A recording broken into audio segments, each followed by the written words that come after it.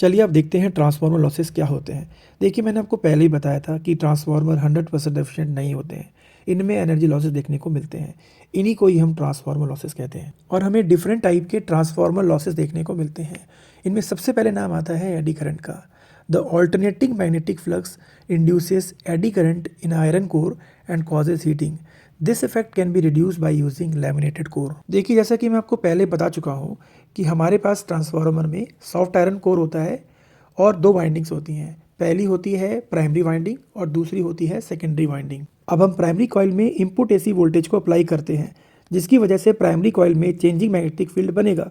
क्योंकि यह एक फ्लक्चुएटिंग मैग्नेटिक फील्ड है, इसकी वजह से आयरन कोर में चेंजिंग मैग्नेटिक फ्लक्स क्रिएट होगा। इस चेंजिंग मैग्नेटिक फ्लक्स की वजह से आयरन कोर के अंदर एडी करंट प्रोड्यूस होते हैं और जिसकी वजह से कोर के अंदर हीट प्रोड्यूस होती है।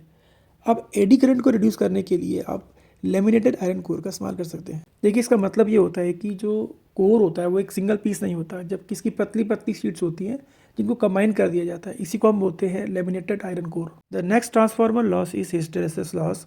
The magnetization of the core repeatedly reverse by the alternating magnetic field. The resulting loss of energy in the core appear as heat. This is minimized by using magnetic material with low hysteresis losses, for example silicon iron। देखिए जैसा कि मैंने आपको बताया था, जो core की जो प्राइमरी वाइंडिंग होती है उस पर हम इनपुट एसी वोल्टेज को अप्लाई करते हैं, जिसकी वजह से कॉइल के अंदर ऑल्टरनेटिंग करंट फ्लो करता है। क्योंकि ऑल्टरनेटिंग करंट अपनी पोलैरिटी को चेंज करता है, मतलब ये फ्लक्चुएटिंग होता है, इसलिए जो मैग्नेटिक फील्ड प्रोड्यूस होगा कॉइल के अंदर वो भी क्या होगा, चेंजिंग मैग्नेटिक फील्ड होगा। इसकी वजह से जो कोर होगा वो कभी मैग्नेटाइज होगा कभी डीमैग्नेटाइज होगा, जिसकी वजह से कोर के अंदर एनर्जी का लॉस होगा in the form of heat. Hysteresis loss को कम करने के लिए हम ऐसे मैग्नेटिक मटेरियल का इस्तेमाल कर सकते हैं जिसके अंदर हिस्टेरेसिस लॉस कम देखने को मिलता है, for example silicon iron. Next transformer loss is resistance of winding. इसको हम कॉपर लॉस भी कहते हैं। The wire use for the winding has some resistance and so energy is loss due to heat produce in the wire.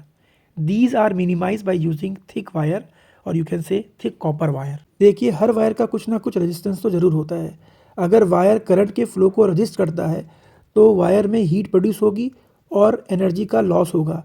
यही कारण है कि transformer की वाइंडिंग के लिए कॉपर वायर का इस्तेमाल होता है, क्योंकि वह इलेक्ट्रिसिटी का अच्छा कंडक्टर है। दूसरा, थिक कॉपर वायर का इस्तेमाल होता है जिससे वायर का रेजिस्टेंस कम हो जाता है और आपको ही पता है रेजिस्टेंस इन्वर्सली प्रोपोर्शनल होता है क्रॉस सेक्शन एरिया के। Next transformer loss is flux leakage. Not all the magnetic flux due to primary passes through the secondary due to poor design of the core or the air gap between the core. It can be reduced by winding the primary and secondary coils one over the other। देखिए जैसा कि मैंने आपको बताया था, transformer के primary coil में जितना मैग्नेटिक फ्लक्स जनरेट होता है उतना ही सेकेंडरी कॉइल से लिंक कर जाता है, लेकिन वास्तव में ऐसा नहीं होता। कुछ मैग्नेटिक फ्लक्स कोर से स्केप कर जाता है या लीक कर जाता है, इसी को ही हम बोलते हैं फ्लक्स लीकेज, और ये कोर के पुअर डिज़ाइन की वजह से होता है। प्राइमरी और सेकेंडरी कॉइल को एक दूसरे के ऊपर वाइंड करके हम फ्लक्स लीकेज को कम कर सकते हैं। Next is dielectric loss. The power loss occurs in insulating material like oil. Solid insulation of transformer is known as dielectric loss. Next is magnetostriction. It is a loss due to humming sound produce by transformer. Transformer जो humming sound produce करते हैं उसकी वजह से जो energy loss होता है उसको हम बोलते हैं मैग्नेटोस्ट्रिक्शन।